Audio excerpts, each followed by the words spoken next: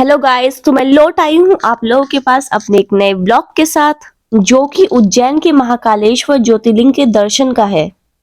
देश भर के 12 ज्योतिर्लिंगों में से ये एक ज्योतिर्लिंग है और पुराणों में, महाभारत में, कालिदास की रचनाओं में, सभी में इसका काफी जिक्र है। यहाँ जाने की हमारी प्लानिंग बस 15 दिन पहले ही बनी थी, तो हम लोगों ने जल्दी से रिजर्वेशन के टिकट्स बुक करा दिए थे।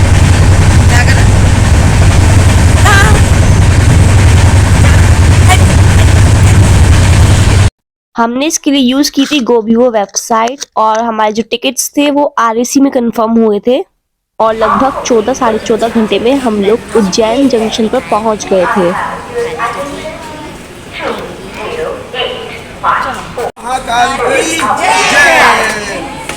सुबह के 4 बज रहे थे, तो हम लोगों ने सबसे पहला काम एक होटल लेने का किया।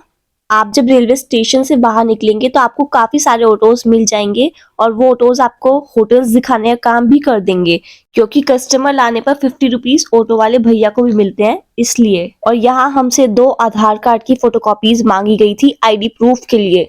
हालांकि प्रिंटर उन लोगों के पास पहले से था, अगर आप लोगों के पास फोटोकॉपी नहीं भी होगी तो भी मिल जाती। उसके बाद हम लोगों ने पोहा खाया, जो कि यहाँ की फेमस डिश है।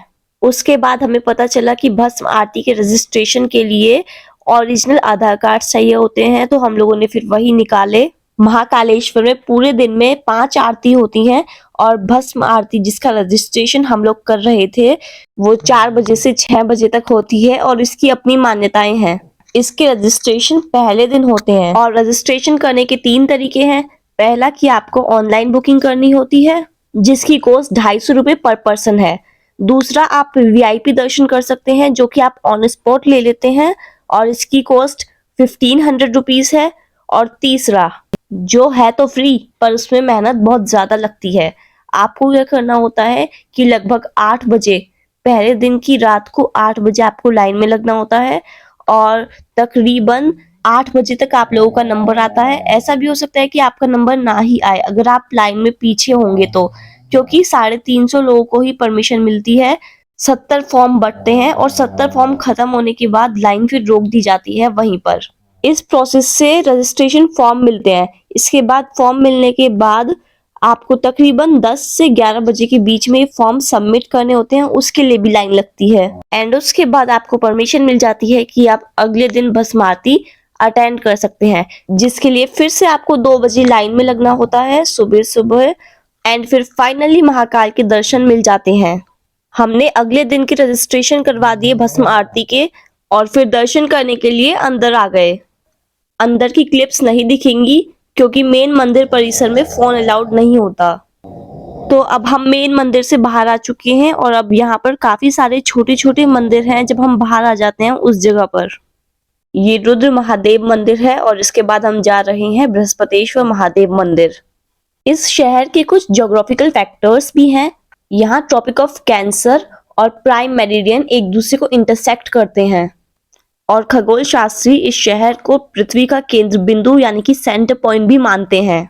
ये संकट मोचन हनुमान मंदिर है और ये है मेन मंदिर, जो देखिए बाहर से कितना खूबसूरत दिखता है। उसके बाद हम लोगों ने किया लंच, जिस मम्मी पापा ने मंगाई अपने लिए थाली और मैंने और भाई ने मंगाया डोसा। काफी टेस्टी था खाना और हम लोगों को वीडियो शूट करने का बाद में याद आया, पहले हमने खाना शुरू कर दिया। उसके बाद हम लोगों ने की ऑटो, जिसने 5 बड़े मंदिर हम लोगों को घुमाया जो कि अलग अलग जगह पर थे। गाइस, अगर आप लोगों ने मेरा चैनल सब्सक्राइब नहीं किया है अभी तक तो प्लीज जल्दी से जाकर मेरा चैनल सब्सक्राइब कर दीजिए और मेरी वीडियो को लाइक कर दीजिए। और बाकी बहुत सारी वीडियोस मैंने बना रखी हैं, उनको भी जरूर देखिएगा।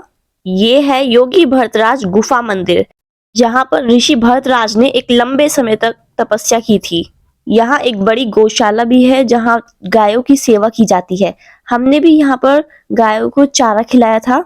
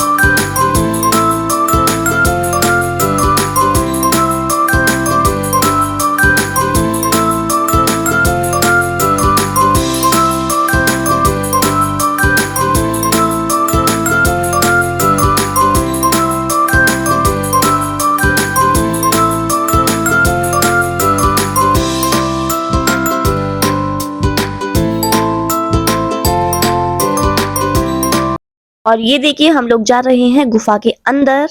इस गुफा में बहुत ज्यादा एयर डेफिशिएंसी थी, ब्रीथिंग में भी समस्या आ रही थी। मंदिर के बाहर काफी सारे पोस्टर्स पर मुख्यमंत्री योगी आदित्यनाथ जी की फोटोज भी थी, क्योंकि भ्रतहरि गुफा जो है वो नाथ संप्रदाय के लिए काफी सिद्ध स्थान माना जाता है और योगी आदित्यनाथ नाथ संप्रदाय के राष्ट्रीय अध्यक्ष हैं। उसके बाद हम लोगों ने बर्फ का गोला खाया, जिसमें कि उन्होंने दही भी डाली थी। पहले हमने टेस्ट के लिए एक लिया और उसके बाद हमें अच्छा लगा तो हमने और भी ले लिए। और इसके बाद हम लोग जाएंगे गढ़ कालिका मंदिर, जो कि सामने ही है। हम लोग गढ़ कालिका मंदिर के बाहर ही बर्फ का गोला खा रहे थे। इस मंदिर की मान्यता है कि ये महाभारत काल में बनाया गया था और जो इसकी मूर्ति है वो सतयुग की है। उसके बाद हम लोग गए काल भैरव के मंदिर, जो कि मान्यता है कि अगर काल भैरव के मंदिर नहीं जाते हैं तो पूजा अधूरी मानी जाती है। ये दीप स्तंभ है, जब किसी की मन्नत पूरी हो जाती है तो वो यहाँ पर दीप जलवाते हैं। ये मंदिर किसी भद्रसेन नाम के राजा ने बनवाया था, ऐसा माना जाता है, और बाद में मराठा सेनापति ने इसका पूर्ण निर्माण करवाया था। यहाँ प्रसाद में वाइन भी चढ़ाई जाती है, लेकिन अभी कुछ समय के लिए बंद थी। भगवान काल भैरव को उज्जैन का सेनापति भी माना जाता है। उसके बाद हम लोग गए महर्षि सांदीपनि के आश्रम। यहाँ से भगवान कृष्ण, सुदामा और बलराम ने एजुकेशन ली थी। इसके लिए वे सभी यहाँ पर 64 डेज तक रहे थे। जब हम वहां पर गए तो बहुत सारे लोग वहां पर पहले से योगा कर रहे थे और फिर मेरे पापा भी वहां पर योगा करने गए।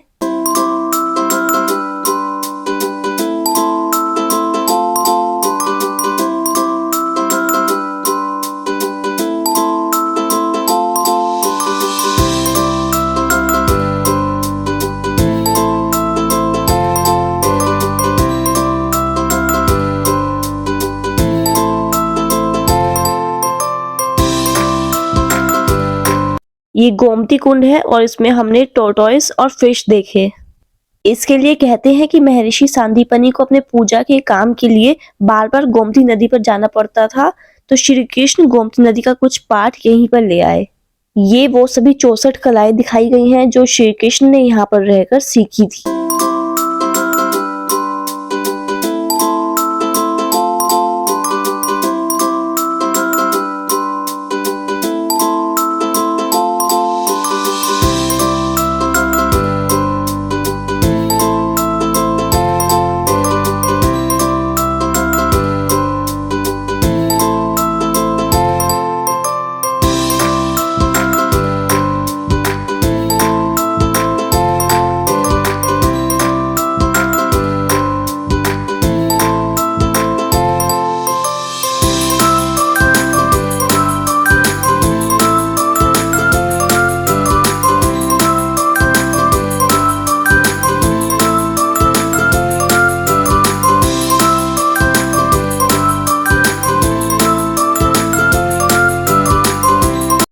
चलिए तो मैं आपको गोमती कुंड में फिश दिखाती हूँ। अगर आप लोगों को फिश दिखी है तो कमेंट सेक्शन में मुझे लिखकर जरूर बताइएगा, क्योंकि टोर्टोइस का कलर तो ऐसा होता है कि वो यहाँ पर दिखेगा ही नहीं। पर मैं आपको बता दूं कि वो फिश के बिल्कुल पास में ही था, बट वो दिखेगा नहीं क्योंकि पानी के वो थोड़ा सा अंदर था, जो कि कैमरा में विजिबल नहीं था। उसके बाद हम लोग गए मंगलनाथ मंदिर। इस मंदिर में मान्यता है कि यहाँ मंगल ग्रह का जन्म हुआ था और ये एस्ट्रोनॉमिकल स्टडीज के लिए माना जाता था। यहाँ बहुत सारे एप्स थे और ये मेरे पापा ने एप को देखा और उसने पापा को देखा। यहाँ धरती माँ का श्रृंगार हो रहा था तो इसलिए गेट्स बंद थे। अगले दिन हमें देखने जाना था भस्म आरती, तो हम थोड़ी देर होटल जाकर सो गए और उसके बाद 12 बजे उठे और लगभग 2 बजे तक हम लोग लाइन में जाकर खड़े हो गए भस्म आरती की। मम्मी, दीदी और मैंने साड़ी पहनी और भाई और पापा ने धोती पहनी, क्योंकि कुछ टाइम पहले जब पापा और मम्मी यहाँ आए थे तब भस्म आरती के लिए यही ड्रेस कोड मैंडेटरी था। अगेन विजुअल्स नहीं है क्योंकि फोन अलाउड नहीं था। उसके बाद हम लोगों ने थोड़ी सी शॉपिंग की।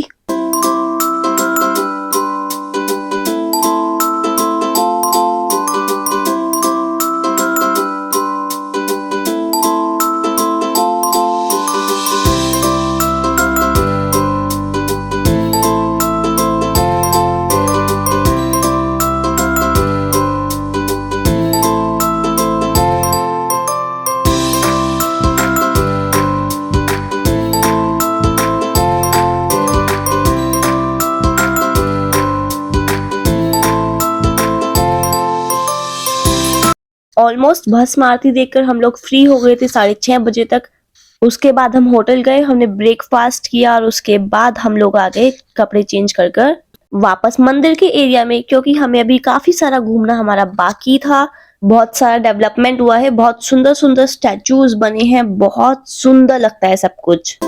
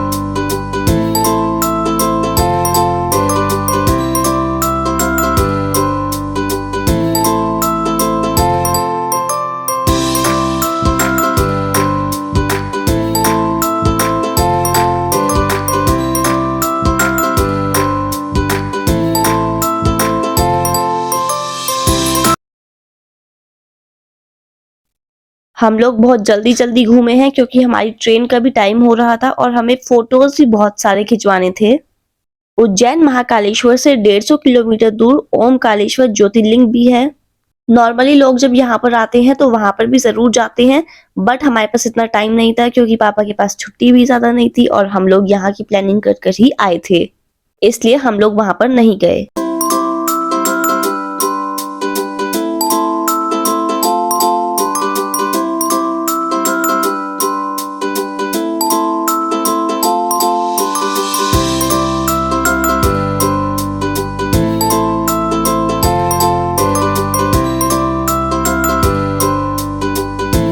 और यहाँ हम लोग सीन रिक्रिएट करते हुए। तो गाइस जल्दी से बता दीजिए आप लोगों को मेरा ब्लॉग कैसा लगा। अगर आप लोगों को मेरा ब्लॉग अच्छा लगा तो प्लीज प्लीज प्लीज लाइक कीजिए, शेयर कीजिए और कमेंट जरूर कीजिए। और चैनल को सब्सक्राइब करना तो बिल्कुल मत भूलिए। अगर पहले कर रखा है तो दोबारा से मत कर दीजिएगा वरना वो अनसब्सक्राइब हो जाएगा। एंड या हाउ कैन आई फॉरगेट कि बेल बटन जरूर रिंग कर दीजिएगा ताकि आप लोगों को मेरी हर नोटिफिकेशन जल्दी से जल्दी मिल जाए। चलिए तो दोबारा मिलेंगे नेक्स्ट व्लॉग में, तब तक के लिए टाटा बाय बाय।